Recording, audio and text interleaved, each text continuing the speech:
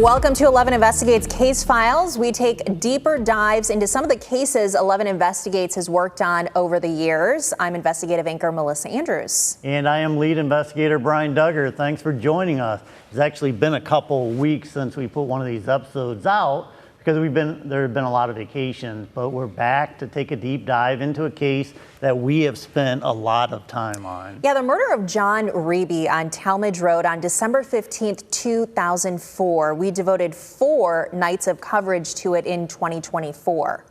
And we did that because the man convicted in the case, Eric Babos, has insisted for more than 20 years that he's innocent.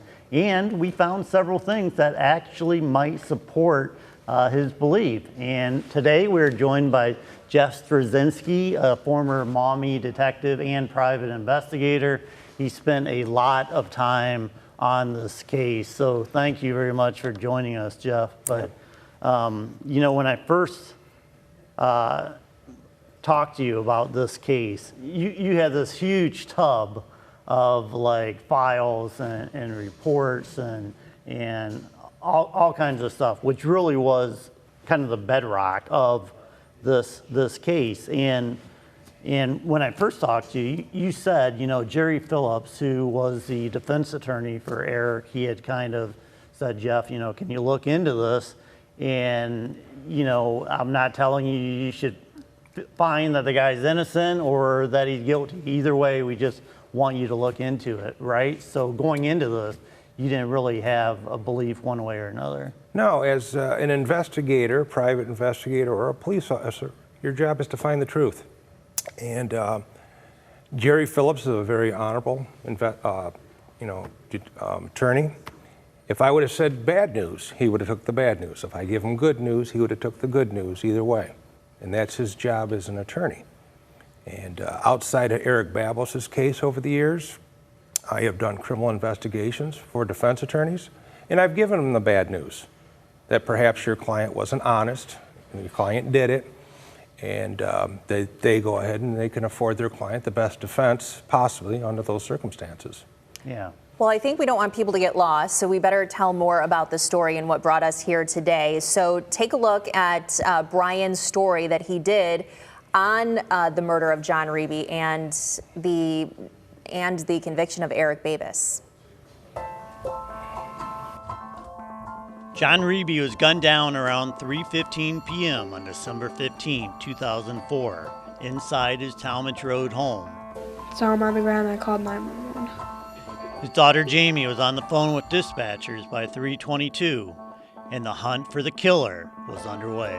I swear the police were there within a minute. The first officer showed up within a minute and, you know, took over whatever was happening. And footprints, cigarettes, shell casings, and Riebe's body were all part of the early investigation.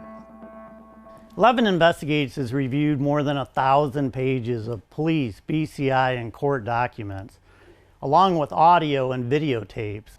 We've also interviewed more than a dozen people associated with this case, and all of those people told us the same thing. There were a series of phone calls between 2:57 and 3:13 p.m. that are the key to this case. That's when John Riebe was trying to get his check from A1 Heating. But there's somebody else in the house at that point, and they also wanted that money, badly enough that they were willing to kill him over it. But there were 2 other calls that caused investigators to quickly identify a suspect.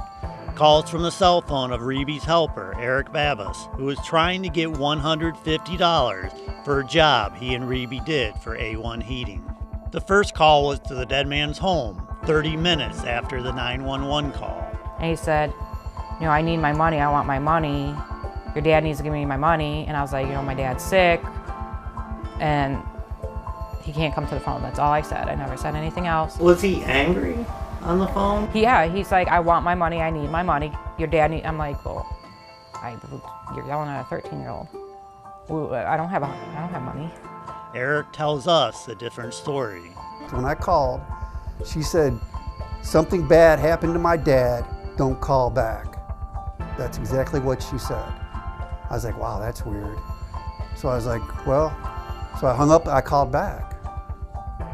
And nobody answered. And I was like, oh, so now I'm thinking they're just playing games, like I know they do on the phone. That's exactly what my first thought was.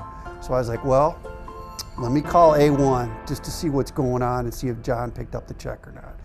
10 minutes later, records show Babos called A1 Heating from his cell phone. The owner of A1 told police that Eric was the same man who called from Riebe's home phone about an hour earlier.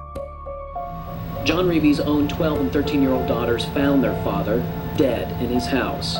They had just got Later that night, Babos' dad hears of the murder on the news. I called Eric. I said, you know, John got killed or shot, or I don't remember what exact words, but I let him know. Eric Babos tells us that he then remembered an incident at Riebe's home 5 days earlier when Eric was confronted by Riebe's drug dealer at a party, a man by the name of JR. I was sort of arguing with this guy when he came in the door anyways. I just didn't like him. So me and him had a few words, and John said, Eric, shut up. Shut your mouth, you know. And that's how that went. I just didn't like guy right from the beginning. Why didn't you like him? I don't know, I just didn't like him. Eric's buddy, John Claywitter, says the man pulled a gun. My first thought was the week before, the guy with the gun. That's my first thought. And I was like, wow, I wonder if he's coming after me. That's exactly what I thought. The men go to the police 8 hours after the murder to report the party incident. Babos repeats the story to police, and Claywitter discusses it in his police interview. I was telling you what I saw a guy pull a gun out. He was big, probably 6'2". I bet he went at least 260. And John called him JR. Although JR calls or was called by Riebe 5 times on the day of the murder, police zero in on Babos, who made that call to Jamie Riebe earlier in the day, asking for his money. A detective was standing beside the young girl. 32. Hours after his interview, police show up at the home of Eric's brother. The police knocked on my door on Cedar Bend, where we lived, and asked me to see my gun. And I thought it was odd. But I don't have nothing to hide, so I went in and got it out of, I got it out of my drawer, and they looked at it and smelled it, and okay, yeah. And I said, well, when they were leaving, I said, what's this pertaining to? And they said something along the line that your brother was involved in an incident. On December 16th, when A1 employees tell police of conversations with John's helper moments before his death, Eric is identified as the main suspect and interviewed again. I wasn't at his house. I wasn't there. More than 2 weeks after the murder, Babos' clothing is tested. The left sleeve reveals gunshot residue. He tells police he has never shot a gun. Babos. On December 29th, he's arrested. We, the jury, find the defendant, Eric Babos, guilty of murder. On August 5th, he is convicted. Did you kill John Riebe? I did not kill John Riebe. Had nothing to do with his murder. Were you with anybody inside the house that day that killed John Riebe? I was not inside his house that day at all. Tomorrow night, Babos' family and legal team fight for his freedom. 20 years later, they still struggle with a conviction. I believe Eric Babos is innocent, and I think about him all the time. It's sad to say, probably the biggest failure of my criminal practice. Wow, you don't often see Jerry Phillips, one of the biggest defense attorneys here in the Toledo area, reacting that way. That was quite a quote. When he brought you in, Jeff, when you start investigating these cases, are you asking for a lot of information, or do you want limited information? Usually what I get is what the attorneys get from the prosecutor's office, which is called, discovery. So there'll be police reports, any forensic reports, and I think that's how we started. Jerry said, hey, I got this situation, a guy's accused of murder, and I want you to look into it. And I agreed, and Jerry sent me the discovery, and I started looking at it. I think one thing in particular stood out is the interview It was the narrative interview of Caldwell in the police department with Eric. That's Detective Sergeant Robert Caldwell. Correct. When he was interviewing Eric. Correct. And Eric actually went, I think that was the same night of the murder, right? I mean, him and Clay Witter went down to the police department to talk about this JR guy. Yeah, correct. And that's one thing that it took me right away is Eric voluntarily went to the police station. They didn't go find him. He wasn't hiding. He found out about the murder of his friend, and he voluntarily went to the police department to talk about it. And he wanted to give information that I think I know who did it. It's a guy who was at a party a few days earlier that brandished a gun, that was 6'2", that was a large guy, and wanted to let us know that he was in control, and that his friend, the decedent, John, may or may not have owed him money. And, but it feels like, you know, you could see why the police initially were looking at Eric, because he was pretty manic in his behavior over $150. The amount of phone calls and the times that he placed those phone calls looking for $150 from John was, I would describe that as, I think, manic behavior. Yeah, and you know, when I actually went up and interviewed Jamie, because Eric ended up calling the house and Jamie answered, the detective was standing next to her. And I said, well, was he angry on the phone? She's like, yeah, he was really angry. He was yelling at me. And she's like, dude, I'm a 13-year-old kid.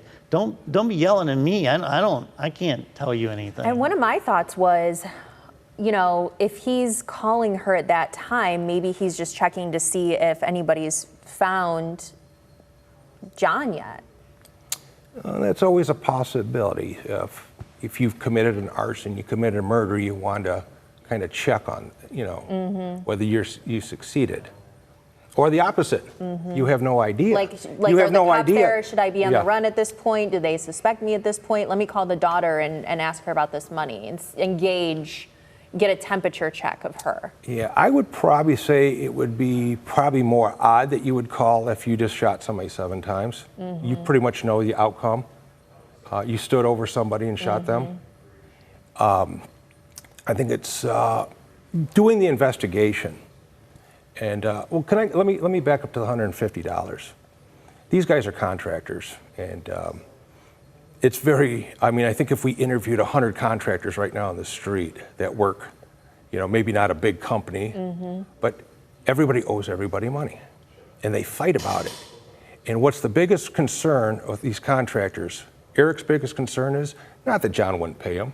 He said, John's always paid me. John Claywitter, who was one of the witnesses in this case, said, yeah, you may not get your money right away, but John was always good for it. But what you want to do is you want to get the money before that person spends it on something else. Drugs. Because then you go back down the line again. Drugs, prostitution, yes, and then you have to play catch up. So I think Eric's concern is let me get the money before he spends it. Eric knows that there's money at A1. He knows that. Was it that day only though, or is there a record of him trying to get this money, you know, as adamantly the day before or 2 days before? It just seems like on that day we know that he tried multiple times, but was that the case in previous days? I think the situation is they knew that there was money to be picked up at A1, the $800. And if John got it first, and it would have went to partying, the girls, the drugs, and then it's gone. So the urgency was get the money before it's spent, not that I don't trust John. And I've heard that from both Eric and John Claywitter.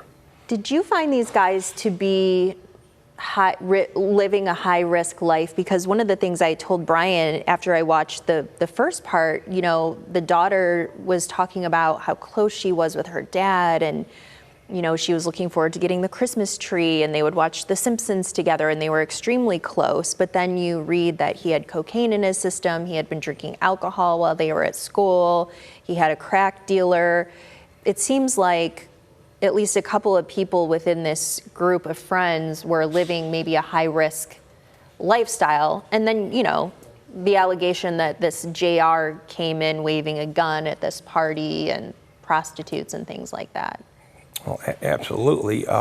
Initially, in the police reports and the testimony of Jamie Riebe, She knew her dad's drug dealer.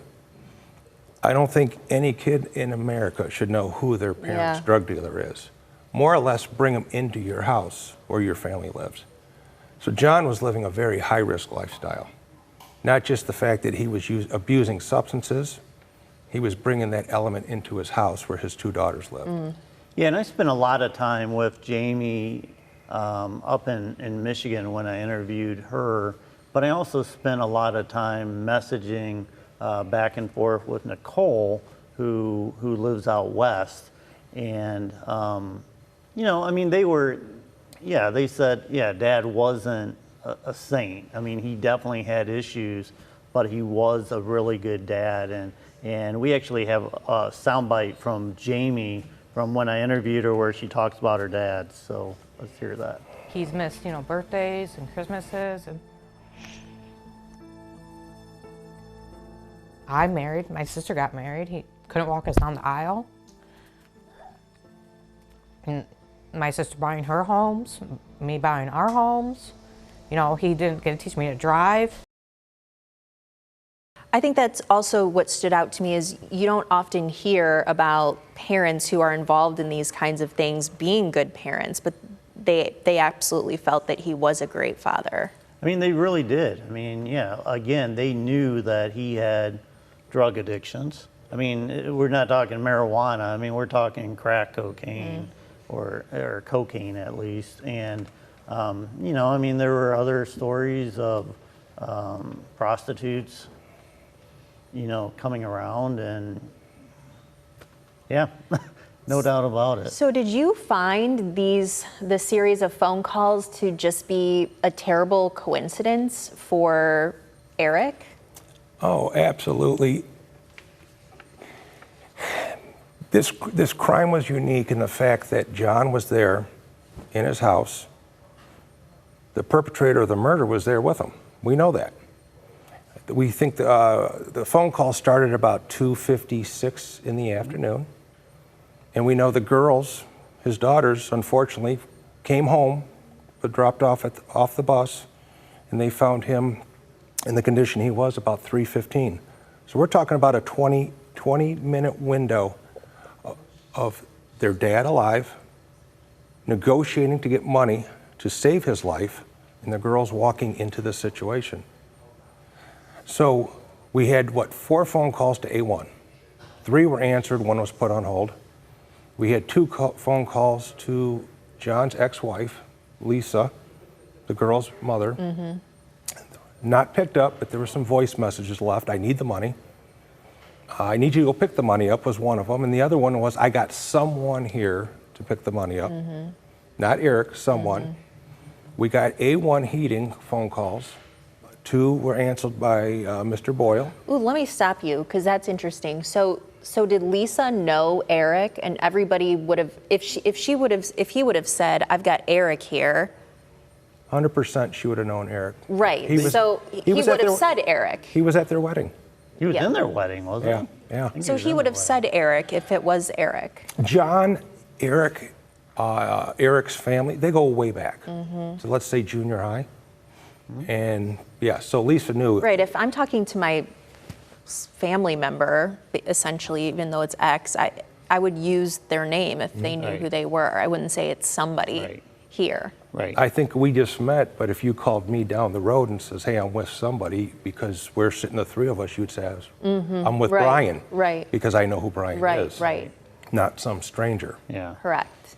Yeah, so you were talking about those phone calls. Again, we know it's very rare, obviously, for a murder unless somebody witnesses and sees when the guy gets killed. It's rare to have that tight of a timeline for a murder. So there were these 4 phone calls, 2:57 to 3:13, 2:56, 3:13. But Eric had also called John several times in the morning. So when I talked to him, and we're going to hear a soundbite here in a second, but when I had talked to him, he said, yeah, we were supposed to work that day. And, you know, when I called John, I could tell, you know, he was already, even though it's early in the morning. Actually, let's just listen to this. So this is when Eric called John early in the morning. Well, I called him up in the morning. He said, oh, I could tell sounding a little funny. I knew he was high. I mean, I'll just say it, he was high. But he's like, call me in an hour and let's, we'll see what's going on then. So I called him back and he said, we're not working today. Right, and according to Eric, I mean, this wasn't unusual. I mean, they were contractors, and they would have jobs to do, but sometimes John wasn't up for it, maybe Eric wasn't up for it, because Eric wasn't a saint either. I mean, he would party and drink and this is how contractors get their bad reputation. Yeah, but so he said this wasn't unusual. Like, sometimes John would just say, nope, not working today. Yeah, that's one thing I covered with Eric. He said, I communicated with John early in the morning.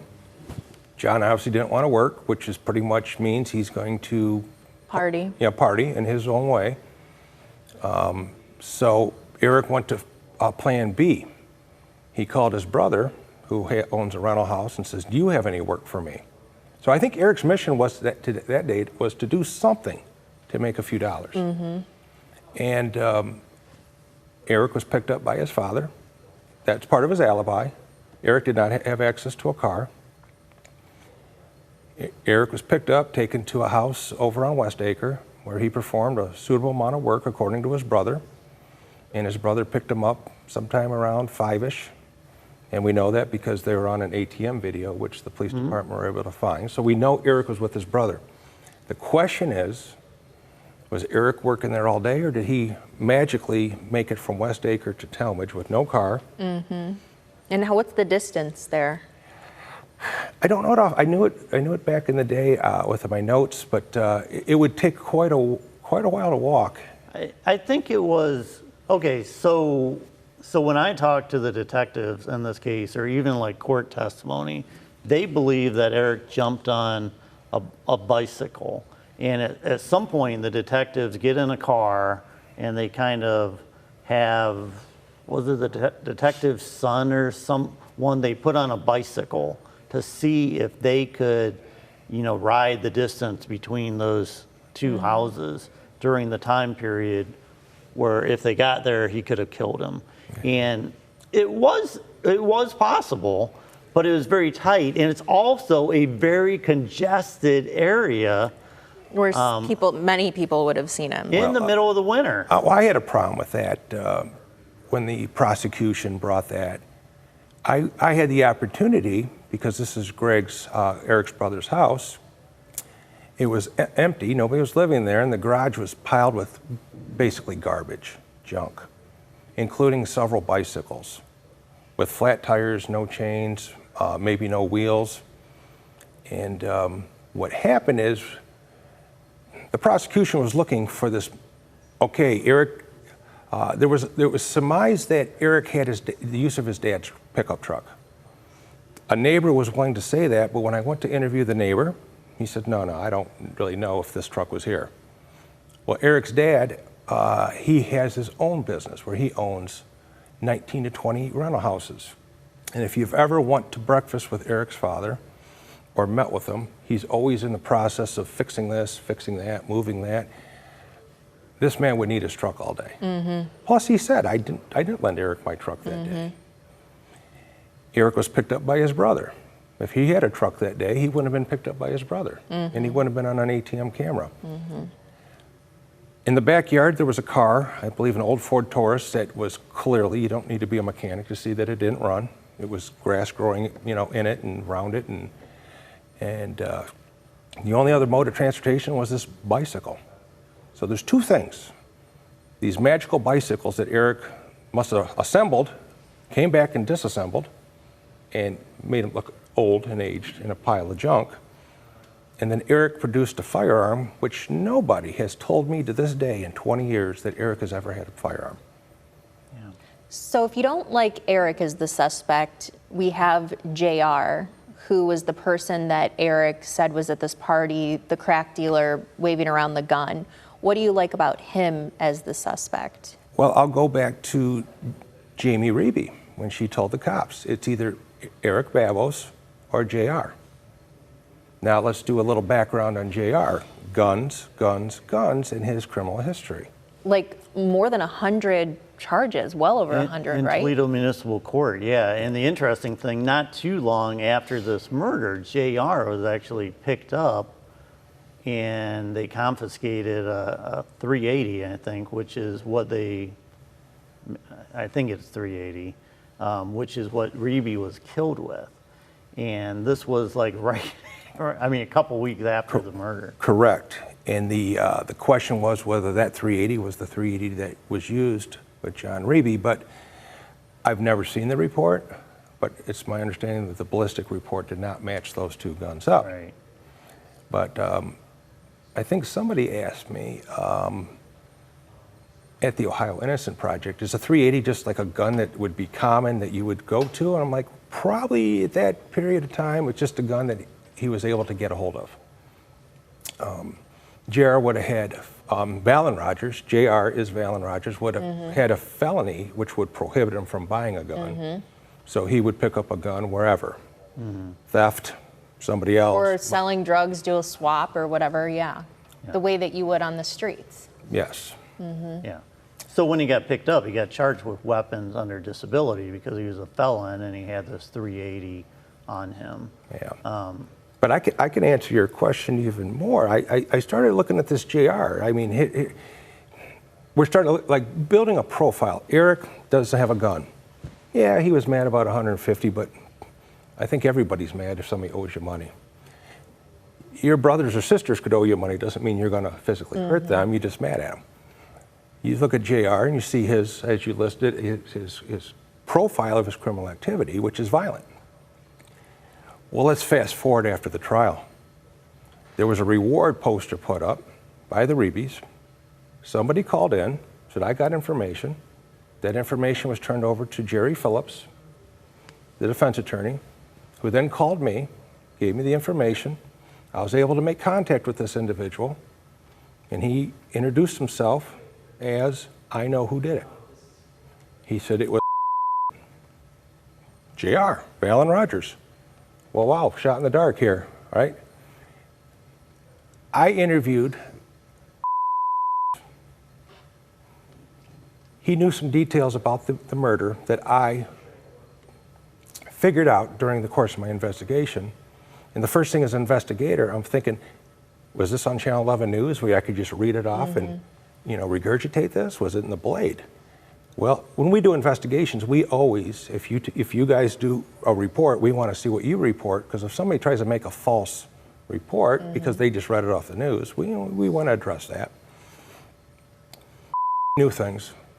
I knew he knew things, such as the house behind Riebe's was vacant.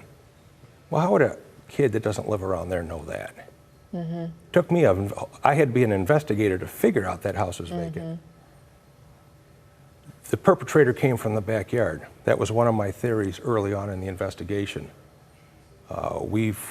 Nobody, Sylvania Township Police, the prosecutor, defense investigators have ever had anybody say that anybody parked in the front yard of Riebe's, which led me to believe that somebody came from the rear. Right, the bus driver might have seen that person driving away or still even parked there. Well, there was actually a neighbor who bus drops her off earlier, who we interviewed, and she said, I would have came on the bus maybe 10 minutes earlier and I didn't see anything other than John's cars. And she was very credible, and she would have noticed anything that was odd. And she had a direct view from her house to Riebe's house. And then I found out that there was a board knocked over. And that was on one of the investigators from Sylvania Township's tape that, my theory was somebody came from the rear yard, board knocked over. I'm listening to a guy now saying Valen Rogers did the murder, and he came from the rear of the yard. Yeah. So I said, that's great. I said, why are you doing this? He says, well, I just feel bad. This guy's going to do jail time for something he didn't commit. I said, did you ever talk to the police? He said, yeah, why, yes, I did. I was in jail. I told them that I knew about a murder. They sent me a detective. He said, oh, well, the Sylvania Township detective's actually here, Todd Slayman. He said, I did an interview with Todd Slayman, recorded interview. And I told Todd Slayman that, this happened. did the murder of John Riebe on Talmadge. And we never heard about this, not during trial. You asked me earlier, what does a defense attorney give you? And he says, he gives me the discovery. Well, part of that discovery that attorney will get over the course of time before trial is also exculpatory, meaning if there's reports that say may exonerate Eric, such as this interview, that police officer should be giving that to the prosecutor, and that prosecutor should be making that available to the defense attorney. Those are the things that Eric was never afforded for a fair trial. And very importantly, Valen Rogers is on the phone logs calling Valen Rogers up to the time he died. His daughter said he might be the killer, and Eric. So there was pretty much just as much evidence, if you're going to go by the phone calls, that JR was, you know. If you consider credible, he said did it. I know this to be true. And we actually got a phone call from jail, and Andrew, I'm talking in the booth here, but Andrew, we're going to go out of order here a little bit and go to soundbite number 4. But this is a jailhouse call where they talk about Valen Rogers, if we can play that. Inside of the vehicle, I hear gunshots from the car. And my stomach dropped, and JR exited the residence fast and ran to the car, and we drove off. And I was like, man, what happened in there? And he was like, man, I don't know, man. I got trigger happy. He was playing with my money, and I shot him. He said I killed him. Yeah. And which is interesting to me that you have someone who actually put himself at the scene. I mean, he could be charged criminally for that, being at the scene. But that the police really, I mean, they didn't want to go there. They didn't want to go there. And as we sit here today, it's my understanding talked to me, he talked to you, and he talked to a third person who said basically the same thing. Did it, and I think on 2 occasions he said he was there at the crime scene. So I got another layer of evidence. Eric was convicted based on these phone calls that we talked about earlier, and it's very confusing. We almost have to have like a whole whiteboard. Yeah. So when Eric called A1, and these were these 2:57, 2:58 p.m. calls, 20 minutes before he was murdered, maybe less, John was asking the A1 gentleman, Mr. Pfeiffer and Mr. Boyle, can I send Eric to get the money? And they're like, no, we only deal with you. They didn't know Eric. They may have saw him once, they said, but they never heard him talk, don't know who he is. Somebody took the phone from John and says, hey, this is Eric's, John's helper. I want that, expletive money. And so Mr. Pfeiffer heard that part of the phone call. Fast forward, Eric calls about 4:07 and says, hey, this is Eric, I want the money. And Mr. Pfeiffer testified that it was the same person at 2:58-ish to 4:07. Now, we found that difficult to believe because Mr. Pfeiffer didn't know Eric, never understood. In fact, when I first met you, and you said, you Jess Brzezinski, I said, yes, but how would you know? I'm just saying I'm Jess Brzezinski. And I kind of give him a little introductory how this case was going. Same thing with you. You didn't know, you wouldn't know me. I could say I'm Brian Duggar. If you never met Brian Duggar, you say, I just talked to Brian Duggar. So Mr. Pfeiffer never had like a baseline of what Eric sounded like. That was presented in the trial, that how Mr. Pfeiffer, through courtroom testimony and examination, you wouldn't know Eric. He said, I didn't know Eric. Well, we always had these Lisa Riebe tapes where somebody was in the background. I said that earlier. And Sylvania Township tried to enhance that, and to no luck. We tried the best we had with local companies to try to enhance it. But you could tell somebody was in the background of Lisa Riebe's voice messages. Yeah.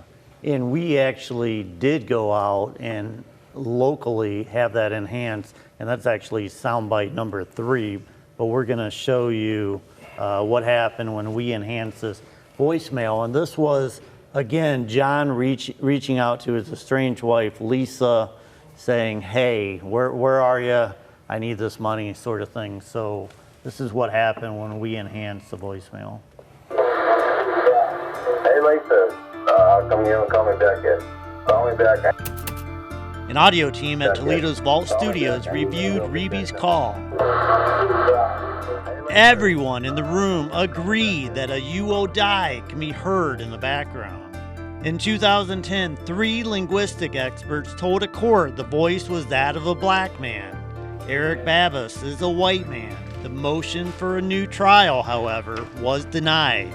This was our attempt to use updated technology.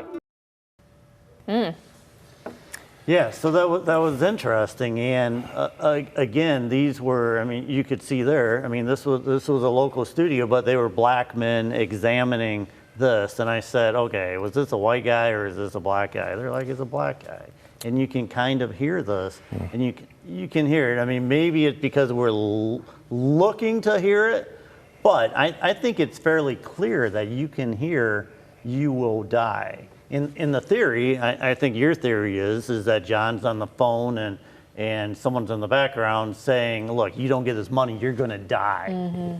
Yes. And before you were able to enhance it, the Babos family was able to find, years later, I mean, technology changed, it grows. A gentleman out of Las Vegas, Steve Sharon, I believe is his name. I might have mispronounced his last name. He was able to enhance that video better than what we were able to enhance it years prior. We got something similar. The voicemail. And that's where you saw that the 3 linguists, so it wasn't my opinion that it was a black male. There was 3 linguists that were listed in that court filing. They said it's a black male. So this is not an opinion. These were 3 experts. And based on that, I was able to go back and talk to Mr. Pfeiffer and Mr. Boyle. And they shocked me. In 2009, you know, this had been years later, they said, well, we always knew it was a jivey talking. In fact, Mr. Pfeiffer clarifies it was a black man they talked to in the first phone call. Well, that blew my mind. We've said Eric's innocent all along. Eric sat there in the trial, white man, born and raised in Sylvania. Mr. Pfeiffer, Mr. Boyle never said, well, wait a minute, that's not the guy we talked to earlier. And that bothered me. So what we did years later, we tried to, when I say we, you know, it's just the overall Eric's team. We sent another investigator. And in an earlier interview, I told Brian, I didn't want to go back a second time and ask these gentlemen at A1, you know, clarify your comments. So we sent another investigator. And I just say we, as you know, Eric's team, we believe in him. So the Babos family hired an investigator from out of town. I don't even know who it is. I got his name on a report. I didn't prejudice him in any way. I didn't want to talk to him. I didn't want to meet with him. I didn't want him to, you know, see it my way. Right. I wanted to see it. I want him to see for his own eyes. Right. So this investigator, private investigator, went to Mr. Pfeiffer and the same thing. He came back and wrote a report, says they said it was a black male that they talked to. So it always I have a question to this day. How did we go from Eric being a white male sitting in that defense table to these 2, and Mr. Pfeiffer was the star witness. But did he say during the trial that it was a black voice or a white voice? He did not identify the voice as a black or white. He identified it as Eric, right, who obviously, sitting at the defense table, is white. And the interesting thing here is that I tried to replicate this with Daniel Boyle because, again, he talked to Eric on 1 or 2 of these calls, and we're going to play this last soundbite here. And let's play this first, and then I want to talk more about this. But this was me talking to Daniel Boyle about what he witnessed on the phone. You believe that it was a black man that you were talking to? That's correct. Do you believe at this point, 20 years later, that that was not Eric on the phone? I don't know if it was Eric or not. I know it sounded like a black man. Yeah, and I also asked him during that conversation, I'm like, why didn't you say that during trial, that it was a black man? Because this is a big part of this. And he's like, they didn't ask me. Why didn't Jerry ask him? We didn't know. When you're a defense attorney, you're trying to get as much information. Now, Jerry hired... Oh, because JR wasn't in the picture yet? Is that why? We knew of JR. Jerry did surmise that it's possibly JR as an alternative. I was afforded the opportunity to interview Mr. Pfeiffer and Mr. Boyle before trial, but they never told me that. We focused on Eric. How could you identify Eric?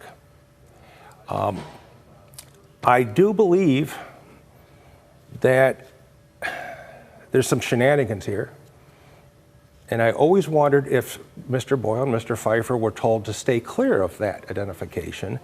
But I don't know. I don't know. I'm sitting here right now. I can't say that with certainty. Right, and I don't know that But either. I feel like it wouldn't take much prompting for me if I was being questioned to just be like, yeah, it sounded like him, but I also feel like it sounded like X, Y, and Z. I would just say that. Right. I think we can all agree that, like, we're thinking that, and what would prohibit us from saying, wait a minute, there's a mistake here. You know, there's a mistake here. And that was never done. They went ahead and prosecuted Eric. Now, we've said, what made me believe? We got Jamie Riebe saying it might be JR, might be Eric. JR being black, Eric being white. We got Vincent Williams says my cousin, who's a black male, did it. And we learned since that he said I was there with him. Right. And then we have this linguistic background saying it's a black male. Well, is it possible, so he was there with him, he said. Was it possible that one of them was the voice in the background and one of them was the one placing the call? You mean? JR and the cousin. The cousin said he was there. I believe closest what he places himself is outside. Yeah. You know, he's like, I was there, but I wasn't involved. You know, he's tiptoeing his way in. Right, which you really don't know. I mean, he could have been in the house if he was there, and he just didn't want to put himself in the house. Right. So maybe that. I want to admit to a little bit, but not enough to. I think the prosecution's like, well, okay, well, maybe Eric was there with the black guy. Right. Well, Eric and JR had no history. Well, let's talk about, you know, where are we now with this? Yeah. Is the Innocence Project still working on this, or? They are, and I ran into one of the attorneys kind of working on this in the courthouse not too long ago, and I said, you know, what's up? I heard there might be some DNA, and it was on some of the casings, I believe, The shell casings that they were trying to, because they recovered those. There were 7 of them, and they were hoping that maybe they could get some sort of DNA off of them. But what he told me was that they weren't able to create a full DNA profile that was going to be usable in this case. So at this point, it's not looking real good for Eric because there's not any sort of other evidence that they can really. 2004, was that before we would have been able to have probably video down the street of a man on a bicycle or, you know, ID of? I think in 2004, we didn't even have cell phones with cameras. I'm not sure. But we definitely didn't have cell phones that were enhanced to, you know, Google search. We probably didn't have Ring cameras like we do today. So yeah, the technology in 2004. It's amazing there's not more evidence. You know, there were 18 pieces of evidence brought out, but. There may have been a video at wasn't like one of the coffee or something that was brought to John. I thought a detective had told me that they thought there may have been surveillance video at one of the fast food restaurants around town, and it was somebody that looked like Eric had walked up to the drive-through or something. But yeah, I don't think that ever.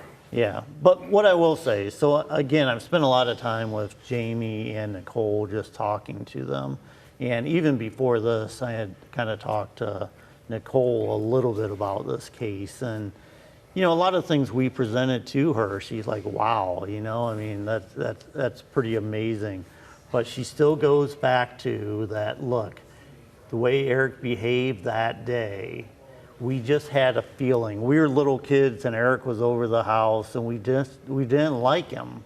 And, you know, Nicole had told me she still believes in her heart that Eric actually did this. even though, I mean, it looks like we found some pretty compelling stuff here to show that maybe he didn't, but the family still does believe that Eric. Do you think there's a chance Eric did it at all? No, zero. Zero chance. I've been with this case for 20 years. I think about this case often. Since initially taking the report from Jerry, reading it, I went down to the county jail and interviewed Eric. I have never thought there's a chance that Eric committed this murder.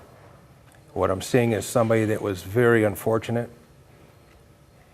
Either he put himself on the spot through his lifestyle, these phone calls, the, I'm going to say mistaken testimony of the A1 gentleman. I think we covered that there's definitely some error there. Maybe Eric not getting the discovery, the proper discovery from the prosecution. I mean, Eric, bad luck. And I can see why, Jamie thinks it's Eric. They have their whole life pretty much, Yeah. It would be a hard new look that they'd have to take at this. Yeah. I think for John's daughters, they would have to study this case like we have, and look at the evidence and find explanations. But I'm not sure if Jamie Riebe has ever sat there and listened to all the Vincent Williams interviews. That might change her mind. I'm not telling her she has to change her mind. Yeah. She has a right. Her father was killed wrongfully. She has a right to want somebody to pay that price. Absolutely, and I mean there is also something to be said for kind of gut instinct. And when you talk about Jamie and Nicole, they're like, "This is just my gut that Eric did it." I mean, I would also like Jamie to maybe talk to Eric. You talk to Eric, and I've talked to him quite often. He's very forthright. He'll tell you, and I'm sure he'll say maybe I shouldn't have took a tone with this girl, but I just wanted my $150. You never involve kids in your adult type of conversations. Sure. But that doesn't mean Eric went out and said, I'm going to kill people over $150. In fact, if he wanted $150 so bad, in this interview I told you he went to work for his brother, who was going to pay him that day for the work he did. So it wasn't like Eric had to have $150 or life was going to fall apart for him. Right. He had access to another set of money. He just wanted to get the money that John owed him. Yeah. Well, Jeff, thank you so much. Appreciate you coming in today. And you guys will keep us updated if anything comes about with the Innocence Project or anyone else. Yep. Thank you. Yep. Thank you very much. That's another episode of 11 Investigates Case Files for you. We'll see you right back here next time.